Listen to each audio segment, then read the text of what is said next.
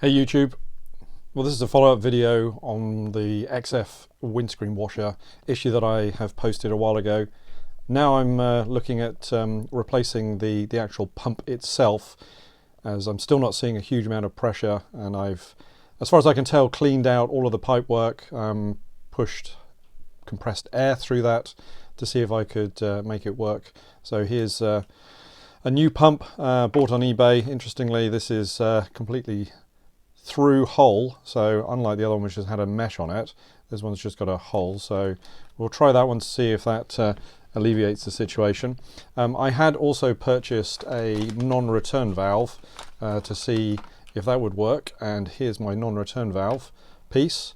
Unfortunately, the pump itself currently in the car was unable to actually push any water out of it. In fact, it needs quite a lot of pressure to push it, so I may try it just to see if it works, but a little concerned that even this new pump may not be able to work on it. So we're going to go and have a look at the car now. I'll have the wheel off and again show you the area under the vehicle where I'm going to remove the parts. Right, we're out in the car, and as you can see, wheel is off. We have access to the wheel arch, and I've got the stand in place as well, so the scissor jack is also supporting the car, but what I need to do now is take the outer casing off. So the area that you need to remove, there's some plastic clips here and here, and then we should be able to just pull this away and then expose the pump mechanism, which is underneath that. I'm not going to take off the rest of the cowling. There's no point at this moment in time. Right, so let's try and start removing some of these connections. So I've got my little tool to remove plastic clips. Let's switch to screwdriver, which can try and take these off. They may unscrew or they may not. I can't remember now if they will unscrew or if they just have to be levered out. I seem to remember they probably have to be levered out, but let's try unscrewing them to start off with. And let's try that.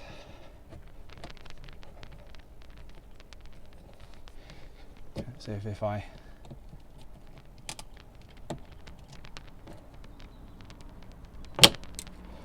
should just pop out.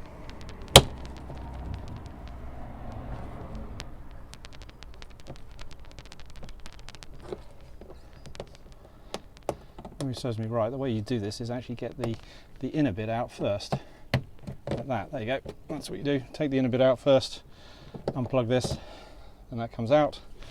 Let's do that again. Take the inner core out, start off with. Now it pops out, then we can take that one off, and that's gone flying, good as those were, and we'll find that. Hopefully that's not too much of a problem. Remember rightly, there was a bolt under here as well that needed to come out, and let's go for the one at the back.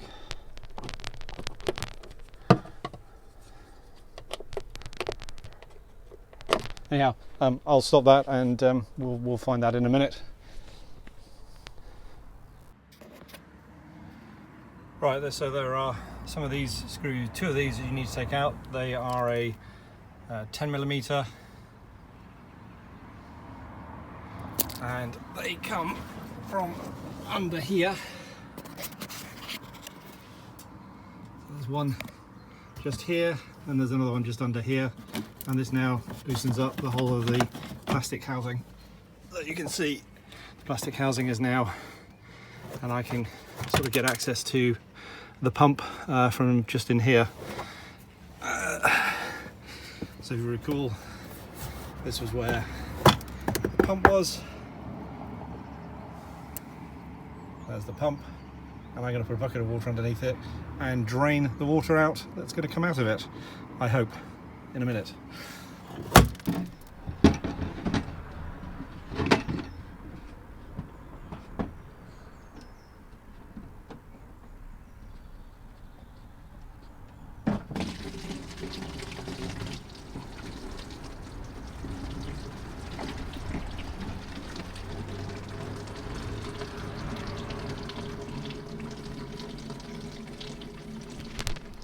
So we've rescued some of the washer fluid out of the box into the can here. You can see here's the item, here's the pump. What I'm going to do now is I'm just going to disconnect the lower tube from it here.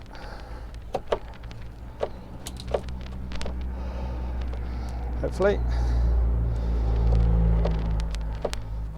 Well, let's just disconnect the pump mechanism itself. So I think that's just to press the clip in. Yep, press the clip in and release. So pressing the clip in, there we go, it's on popped.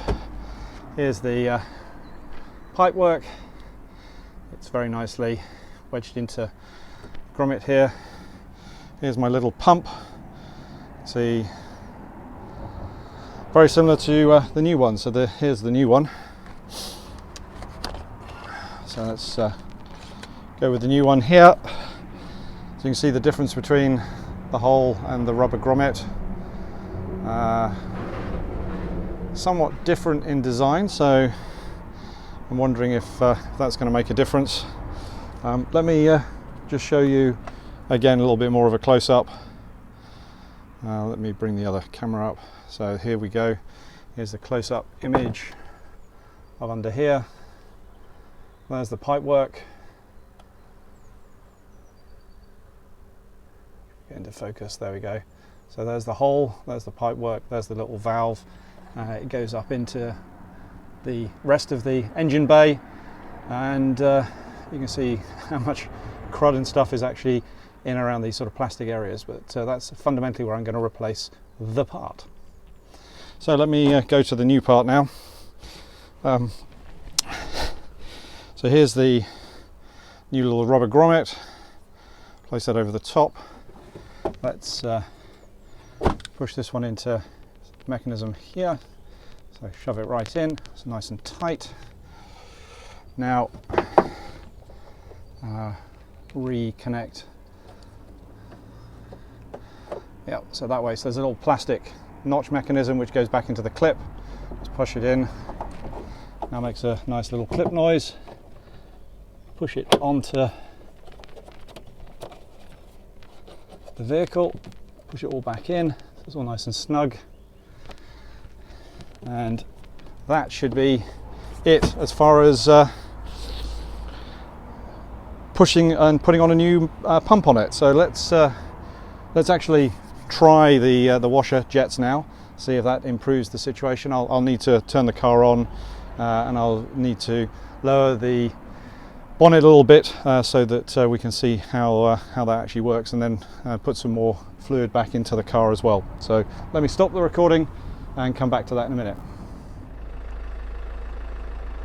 Right, so this is the next day. I ran out of time to do the filming and finishing putting the car back together, but this is now set up, and let me show you how well the jets actually work. So you can see we actually now getting a reasonable amount of water coming out of the jets, and that's with the new filter added in, and everything sort of set up. So that was good. The pump's in place. So for full disclosure, after changing the pump and going through the motions of setting everything up, the water jets were particularly weak. So I had a look at this T-piece and I took it to pieces. I'll show you another type which I bought in, which didn't work, but give you the sort of principles. But I actually took all of this housing off. I took all of these pieces off underneath. I took the windscreen washers off as well, and really thoroughly cleaned out all of these little grommets. Nothing was blocked. This seems to be the big culprit, and I'll show you the diaphragm, which is the failure point on this item that I found as the main cause for the problems I'm getting with the water jets. Yeah. This is the valve that I bought and it didn't work because the pressure from the pump wasn't sufficient to allow the valve to open.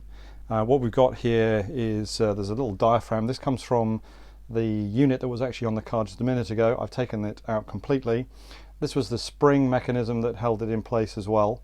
And this is the replacement unit. So let me show you how to get into this. Relatively easy, they're sprung loaded, so if you have the item completely together, then as you open it up like that, this will shoot away and will spring out. So this is the diaphragm. You can probably just about see it. I'll do that. There's the diaphragm, and underneath this, if I take it out, you can just about see there's the through hole, and then this is where the diaphragm lifts up and lets the water extract either side.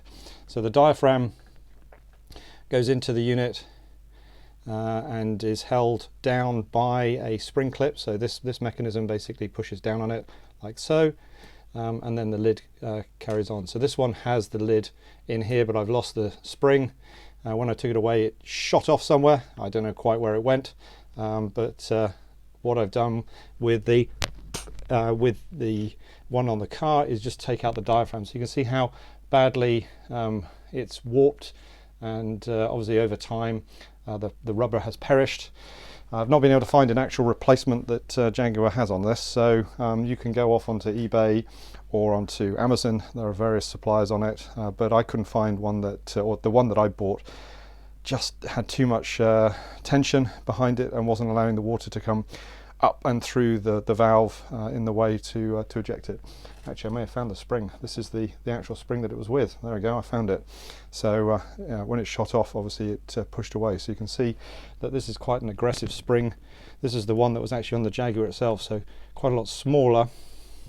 So what I may do is I may actually cut that one down to size, just so that it hasn't got as much pressure, and see if that works as an alternative to the one that's on there at the moment, which has no valve mechanism at all on it. So hopefully this helps everyone. Bit of a puzzle over with now. So now I've changed the pump, and I've changed the actual filter of the little T-piece, non-return valve T-piece. Then we now have water coming out the jets.